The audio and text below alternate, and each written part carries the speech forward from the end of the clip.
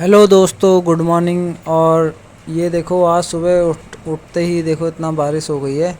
वैसे तो 4:30 बजे उठ गया था मैं, लेकिन जिम में कोई आया नहीं था उस समय। उसके बाद मैं वापस आ गया था और ये देखो मेरे कैलिस्थेनिक का सेटअप भी पूरा भीग चुका है। लेकिन कोई बात नहीं है, तो फिर से सूख जाएगा। लेकिन बस ये बारिश रुक जाए। बारिश ने आज बहुत सुबह से ही अपना तांडव मचा रखा है।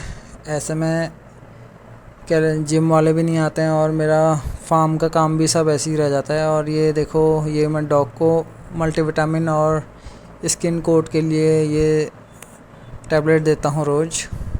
अभी ये रॉक्सी है हमारी और ये हमारा रैम्बो है। इन दोनों को मैं टैबलेट दूंगा एक एक।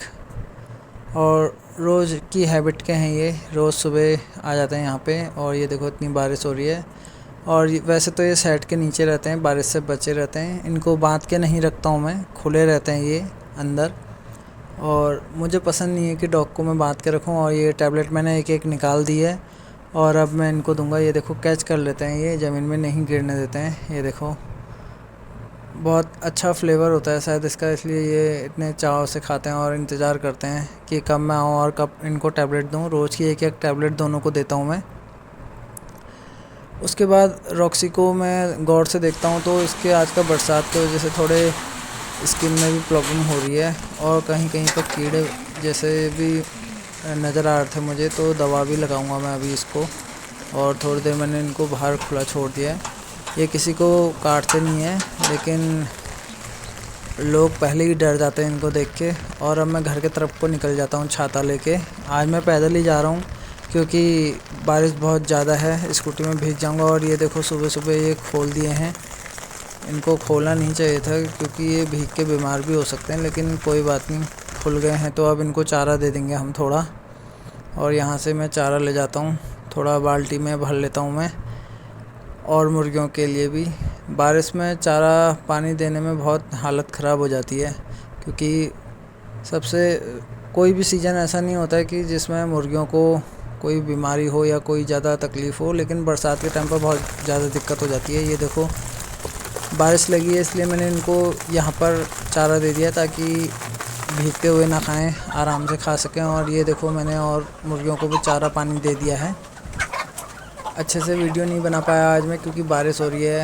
एक हाथ में छाता पकड़ा था मैंने और दूसरे हाथ में मोबाइल। और ये अंडे सुबह ही दे दिए थे, ये मैं उठाऊंगा नहीं क्योंकि मैं एक ही बार अंडे उठाता हूँ शाम के टाइम पर। ये अंडे यहीं रहेंगे अभी और ये खा रहे हैं। अभी 3 डब्बे लगाए हैं मैंने यहाँ। अभी ये बच्चे थोड़े रेड वाले असील वाले थोड़े छोटे थे, अब ये बड़े हो गए हैं तो एक डब्बा और बढ़ाऊँगा मैं। शायद 3 डब्बे ये कम पड़ रहे हैं, एक डब्बा और बढ़ाना पड़ेगा मुझे। और बाहर ऐसी बारिश हो रही है, देखो इतना पानी हो रहा है। तो ऐसे में मुर्गियों को खोलता भी नहीं हूँ मैं क्योंकि बाहर भीग जाते हैं तो बीमार होने के चांस रहते हैं। और अब मैं चल देता हूँ वापस। मैंने जो 33 बच्चे थे उनको भी दे दिया था खाना, लेकिन थोड़ी देर बाद ही मुझे वापस आना पड़ता है क्योंकि मेरे और काम भी छूट जाते हैं। फिर मैं स्कूटी में आता हूँ छाता लेके। और यहाँ पर देखो खेत में रोपाई हो रही है और बारिश के मौसम में यही काम होता है। तो ये देखो आगे ट्रैक्टर चला है और ये मैं घर आ गया हूँ। अभी असील की मुर्गियाँ भी खुली हैं मेरी दूसरी वाली। अब इनको भी थोड़ा चारा दे देता हूँ मैं। और जो सफ़ेद वाइट वाले थे वो मैंने बंद कर दिए हैं। अब ये थोड़ा खाएंगे, उसके बाद मैं थोड़ा अपने और काम निपटा लेता हूँ जब तक ये खाएंगे। फिर उसके बाद इनको भी बंद कर दूँगा। अभी ये दूसरों के लिए भी मैं चारा ले आता हूँ क्योंकि जल्दी खा के जल्दी बंद करूँगा मैं इनको, क्योंकि और मुर्गियाँ इनको खाने नहीं देंगी आपस में। असील पालने में यही दिक्कत है क्योंकि कोई भी बैज या कोई भी मुर्गा इनका ऐसा झुंड जैसा बन जाता है, 2 का या 3 का, कि वो फिर अपने झुंड में किसी और मुर्गे को या मुर्गी को शामिल नहीं होने देते हैं। तो इसी वजह से असील को कम ही पालते हैं लोग, इनको ज़्यादा मात्रा में नहीं पाल सकते हैं क्योंकि आपस में बहुत लड़ जाते हैं ये और छुड़ाना मुश्किल हो जाता है। ये ज़रा एक मुर्गे को हारना ही पड़ता है इनमें से, तो तब जाके दूसरा मुर्गा उसे कुछ नहीं करता है। और फिर मैं थोड़ी देर में अपने बकरियों को दिखाता हूँ। ये देखो ये मेरी बकरियाँ हैं। बारिश की वजह से इनको भी अंदर ही बांध रखा है आज। और ये भी ऊपर चढ़ी हुई हैं, देसी बकरियां हैं ये बकरी के 2 बच्चे हैं ये। और अब इतने बड़े हो गए हैं, लगभग 7-8 महीने के हो गए हैं। ये देखो कैसा लग रहा है, दोनों मेल हैं ये, और ऊपर खड़े होके ही खा रहे हैं 3 के 3, नीचे ज़मीन में नहीं आ रहे हैं। इनको भी ऊंचे में रहना पसंद है शायद। उसके बाद मैं घर आ जाता हूँ और घर आके देखता हूँ कि मेरा बेटा यहाँ मेरा इंतज़ार करता है। उसके बाद ऑनलाइन क्लास चलती है इनकी, क्योंकि बारिश की वजह से छुट्टी होती है, तो ऑनलाइन क्लास में ही हम इसको बार बार बैठाते हैं, ये बैठता ही नहीं है और सीधे उठ के चल देता है, बोलता है मुझे नहीं लेनी क्लास। उसके बाद ये इधर को आ जाता है, फिर मैं इसको बार बार इसको पकड़ के वापस ले जाता हूँ, लेकिन कोई फ़ायदा नहीं, ऐसे ज़बरदस्ती करके कोई फ़ायदा नहीं है। और जब तक इसका मन लगता है तभी तक ये करता है पढ़ाई। उसके बाद तो फिर इसका मन लगता नहीं है पढ़ाई में ज़्यादा, लेकिन जब अगर इसका मन लगता है तो बहुत अच्छे से सारे क्वेश्चन के आंसर करता है ये। उसके बाद मैं घर आ जाता हूँ थोड़ी देर में। इनको पानी देना होता है मैंने, क्योंकि सुबह से पानी नहीं दिया था और ये बारिश से बहुत बुरा हाल है। अगर ज़्यादा बारिश आएगी तो मुझे इनके साइड के ऊपर तिरपाल बांधना पड़ेगा। और ये देखो, अंडे की कैरेट की डिमांड आ जाती है दिन में, तो अंडे की कैरेट बांधता हूँ मैं। घर में ही एक रोल लिया है मैंने, जिससे मैं ऐसे कैरेट बांध के ले जाता हूँ। और कोई सरदार जी आने वाले हैं तो उनके लिए ये अंडे की कैरेट ले गया हूँ मैं। और ये देखो अंडे सेल कर दिए हैं। ये हमारा जिम्मो है, और अभी इस वक्त दिन के वक्त सारी मुर्गियाँ बंद हैं, सब बंद रहेंगे अभी। और बारिश अभी रुकी है, अभी मुर्गियों को खोलने का कोई मतलब नहीं है। उसके बाद मैं घर आ जाता हूँ, यहाँ हमारे रोटवीलर सोए रहते हैं। उसके बाद फिर वापस मैं जाता हूँ घर को शाम के 3 बजे। और ये देखो अभी बारिश रुकी है तो थोड़ा फटाफट काम करता हूँ, सबको फिर से चारा देता हूँ, और गेहूँ और अंडे के लिए बकेट तैयार है। उसके बाद मैं इनको चारा देने के बाद ये हरा चारा लेने गया हूँ। उसके बाद हरे चारे के साथ गेहूँ इनको दूंगा। उसके बाद मैं अंडे कलेक्ट करूँगा। देखते हैं आज कितने अंडे आए हैं। ये मैं दड़बे के अंदर घुस गया हूँ। उसके बाद पहले इनको हरा चारा दूंगा। हरा चारा थोड़ा देने के बाद इनको गेहूँ दूंगा मैं, ताकि ये थोड़ा बिजी रहें और मेरे को परेशान ना करें।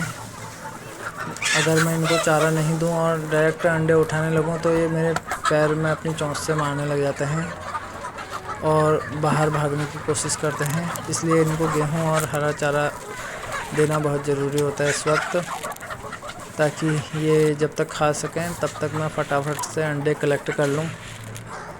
गेहूं सारे देने के बाद मैं अपने अंडे की टोकरी पकड़ता हूं।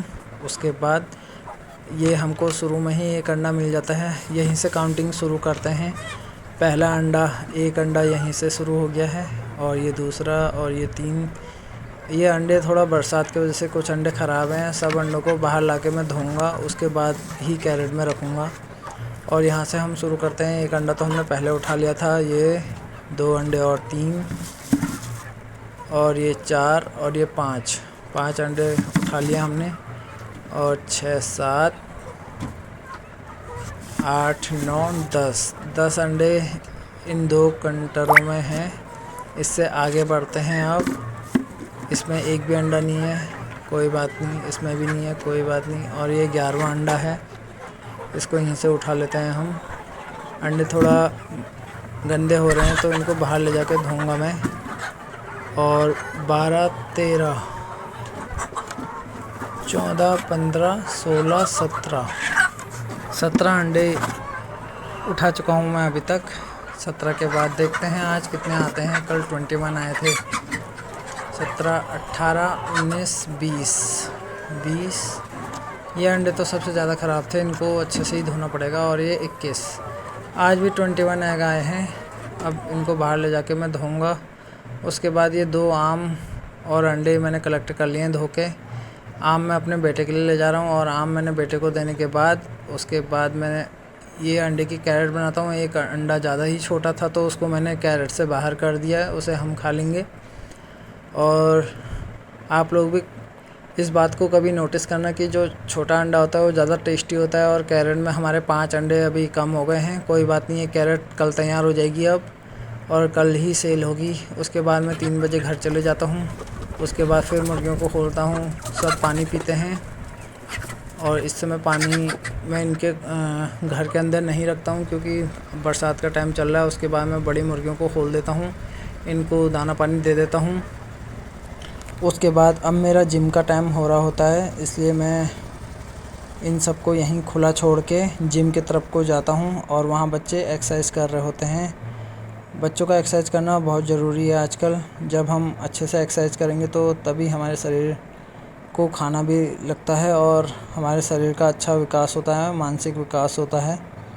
बहुत ज़्यादा ज़रूरी है बच्चों के लिए, जितना बड़ों के लिए नहीं उससे ज़्यादा बच्चों के लिए ज़रूरी है। अगर एक बार हम बचपन में एक्सरसाइज कर लें तो बड़े होने तक हमारी हैबिट बनी रहती है। उसके बाद मेरे बेटे को बुखार जैसा आता है तो मैं उसको लेके डॉक्टर के पास चले जाता हूँ बुखार चेक करने, लेकिन उसको बुखार नहीं होता है। फिर वापस आके मैं थोड़ा हैंड स्टैंड में पुशअप करता हूँ। इसकी डिटेल वीडियो मैं अलग से अपने फिटनेस वाले डे के दिन बताऊँगा आपको। अभी थोड़ा फ़िलहाल टाइम ज़्यादा लग जा रहा है, तो ये पुशअप के मैंने 5 सेट करे, 5-5 पुशअप के 25 पुशअप मैंने करे हैंड स्टैंड में। ये थोड़ा टफ़ होते हैं, लेकिन धीरे धीरे अगर आप करते रहेंगे तो आपकी हैबिट में आ जाएंगे। और हैंड स्टैंड कैसे करते हैं ये वीडियो भी मैं अपने उसमें डालूँगा बहुत जल्द। अभी थोड़ा बरसात की वजह से टाइम नहीं मिल पा रहा मुझे। इसके बाद हम 7 बजे भी वर्कआउट करते हैं, वो वीडियो मैंने अभी नहीं डाली है इसमें। और ये कुछ बच्चों को मैं स्टोन पेपर सीजर करके एक्सरसाइज करा रहा होता हूँ। जैसे लोग खाने का चैलेंज करते हैं तो हम एक्सरसाइज का चैलेंज करते हैं इसमें। आपको मेरा ये ब्लॉग और मेरी ये कोशिश कैसी लगी प्लीज़ ज़रूर बताइएगा। और डे बाय डे मैं और अपने आप में सुधार करूँगा और अच्छे से वीडियो कंटेंट लाऊँगा। अगर आपको मेरा ये ब्लॉग पसंद आया तो लाइक, शेयर और सब्सक्राइब ज़रूर करें। Thank you so much.